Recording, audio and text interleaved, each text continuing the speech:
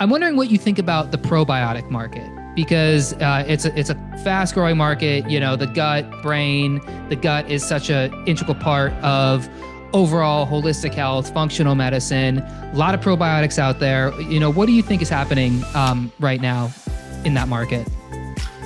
Yeah, super fascinating. And I would largely say that most probiotics are not worth taking. This is going to be super controversial, but this is what I see, and I'll explain why. I think it's actually better to take prebiotics, these short chain fibers that will enhance and fuel the gut bacteria that's already in you. And I think it's also effective to take postbiotics, a new term for the short chain fatty acids, like butyrate, especially butyric acid, C4, a 4-carbon short chain fatty acid. That is what these probiotics end up making in the gut. And so you've got the fuel for probiotics, and you've got the product that probiotics make, which is these short chain fibers, things like FOS, GOS, et cetera. And then you've got these short chain fatty acids, in particular butyrate, that are going to fuel gut health. Now, gut-brain axis, definitely. We see leaky gut and we see leaky brain. We see the majority of these neurotransmitters actually in the gut over the brain. So when we see gut dysfunction and we see low levels of these neurotransmitters in the gut, we see that manifested further in the brain. So when there's depression, when there's anxiety, when there's mood disorders, when there's Parkinson's, Alzheimer's, et cetera, we see a lot of that going on in the gut. There definitely is an interplay between the two. Now, probiotics, I would say there's just so much bacteria.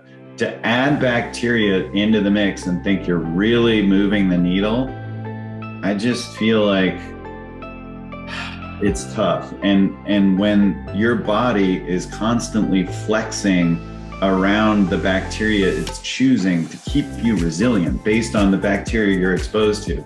This is why I love the idea of like us being out in nature, us digging in the soil, us hugging each other, us traveling, going out to restaurants. Yes, using, touching doorknobs. Yes, eating food off the floor. Yes, being around people that are sneezing and coughing, as long as you're fairly healthy at that moment. Now, if you're immunocompromised, everything changes. That's when we can get into some of the other things that people are arguing about at the moment. Some of those things I feel can make sense when you're immunocompromised. When you're healthy and resilient, you need to be taking your immune system to the gym. You're about 10x more bacteria than you are human cells. So bacteria is more you than you are you, if that makes sense.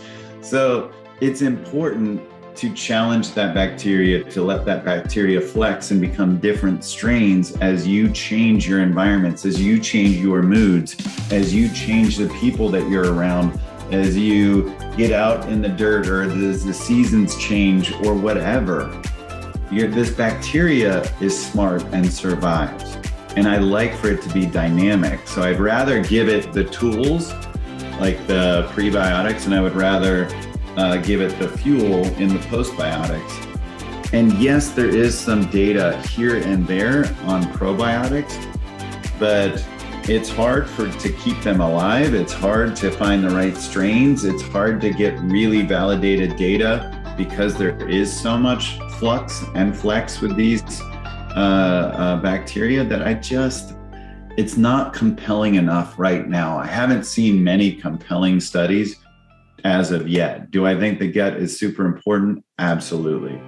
And there's a really good study that recently came out on fiber, a high fiber diet versus a high fermented food diet. And the fermented food diet had much better outcomes with health, with mood, with outcomes than did the fiber. So, I mean, that goes back to this idea of these short chain fatty acids. So having more like vinegar, which is the shortest chain fatty acid, acetic acid, acetate, stuff like that is helpful for the gut. So that's just where I come from on it. Hopefully no one freaks out. I'm not saying probiotics are bad, and I've recommended probiotics. There's certain products that I've taken that I've seen decent effects from, but it's just not overwhelmingly compelling enough. And this is just where I'm starting to land on the probiotic thing. And I also think there's another layer to it, which is like the whole delivery system of the probiotic, which, it doesn't seem like a lot of companies have figured out.